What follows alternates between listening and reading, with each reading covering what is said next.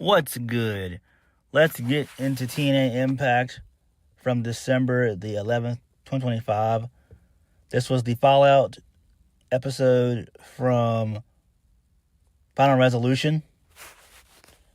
The show was okay for the most part. Next week will be the final TNA Impact of the year. Then that following week is going to be Christmas, obviously, so they probably won't even do anything. Probably have maybe the best of 2025, probably. That's what they'll do. Then that following week will be New Year's. They'll probably do the same thing. I'm guessing they'll start their taping maybe on the first Thursday, the second Thursday of the new year. And then we'll have them going to AMC on the 15th of January. So, and then from there we go into Genesis. So that's pretty cool there. TNA has had a pretty okay 2025 for the most part.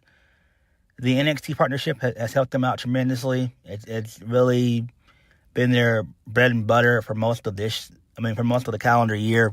So, there is that. Let's go ahead and get into the review. We are going to get into the review.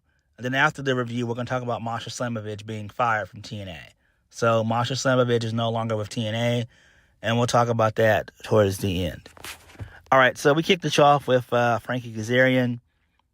He mentioned that he bragged about retiring JDC, which we all know that JDC still has another month on his contract. His last match is going to be at Genesis. He said he's going to lead TNA into the AMC era, move over Walter White. Frankie Kazarian continued to acknowledge the angry marks who aren't happy with him as TNA World Champion. He was thinking that maybe AJ Styles could win a world title in WWE, then all the old guys from vintage TNA could be on top in 2025. Oh, wait, I guess he did. So then Mike Santana came out. He got a really good reaction as per usual.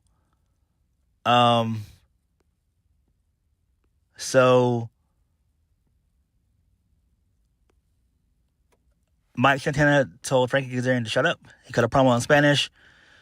Mike Santana says that he's got plans. First, he's going to lock himself into a steel cage with Team NXT and beat them. Then on January 17th at Genesis, Mike Santana is going to take his title back from Frankie Kazarian at TNA Genesis in Dallas, Texas.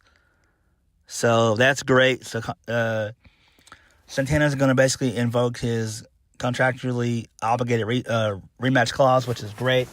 Makes perfect sense. Clearly, Frankie Kazarian is going to lose at Genesis. It will make the most sense. And it needs to happen, right? It's fine for Frankie Kazarian to be champion for maybe no more than a month. And then after that, he just needs to fall back, because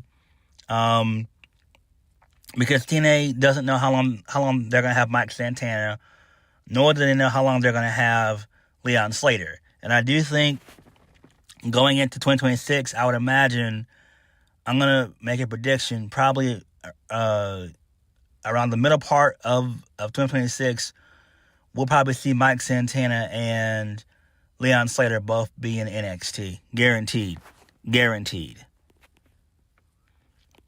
Moving on from that. So,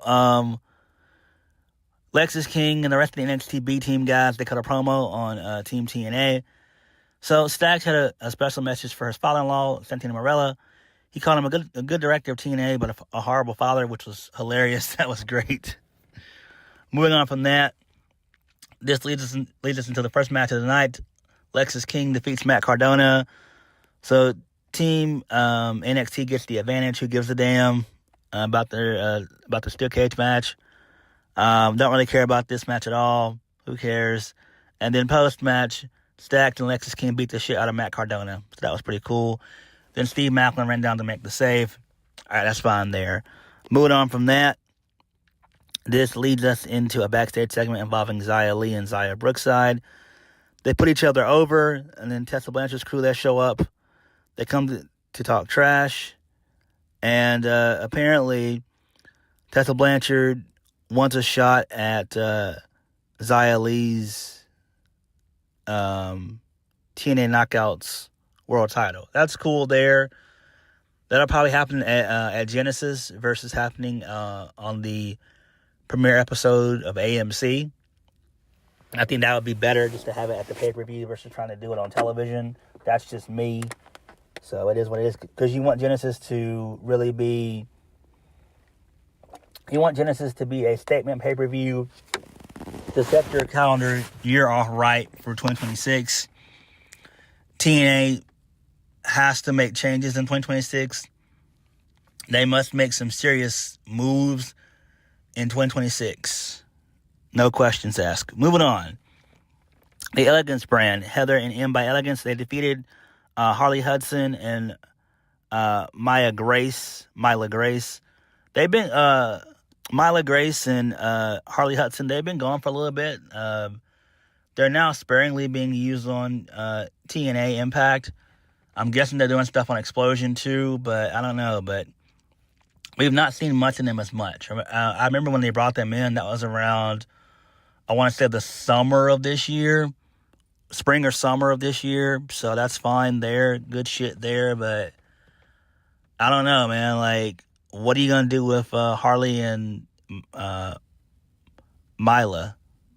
I have no idea. So, whatever.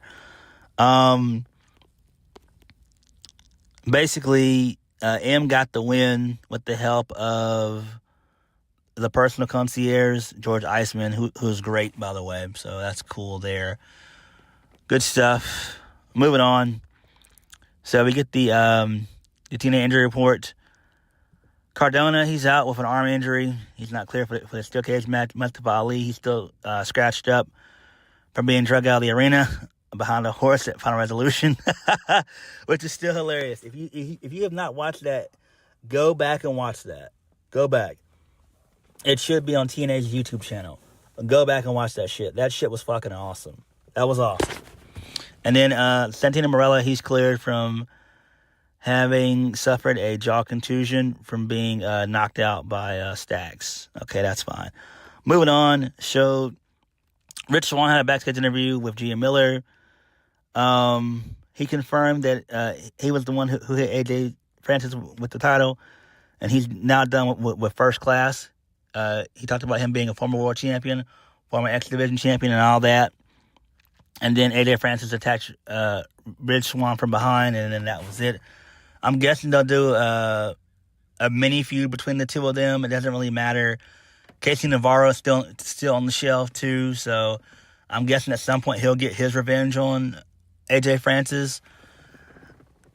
TNA kind of needs to part ways with AJ Francis. I know he's a good character, which he's great at, but wrestling is not his strong suit.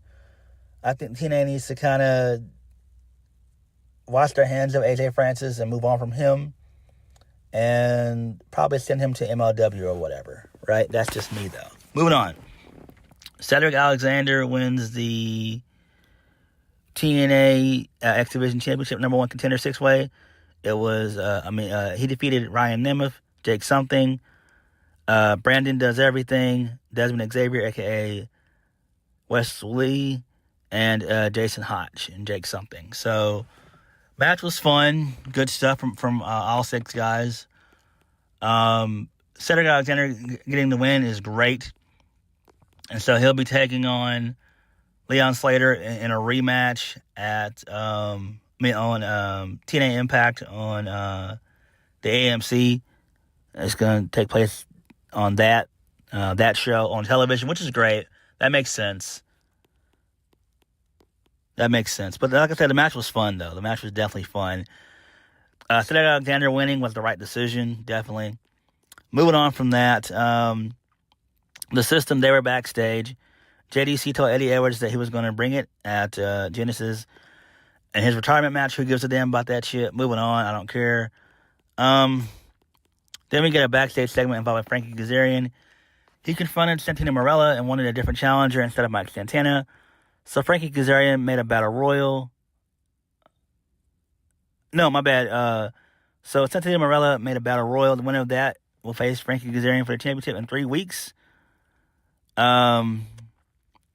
Which is not going to be the AMC premiere. It's going to be, I think, their final set of tapings before the big premiere. So I think 2 weeks before the premiere, or whatever, something like that, or whatever. I wasn't paying attention. So at the TNA premiere on AMC, Frankie Kazarian will defend the title against somebody else.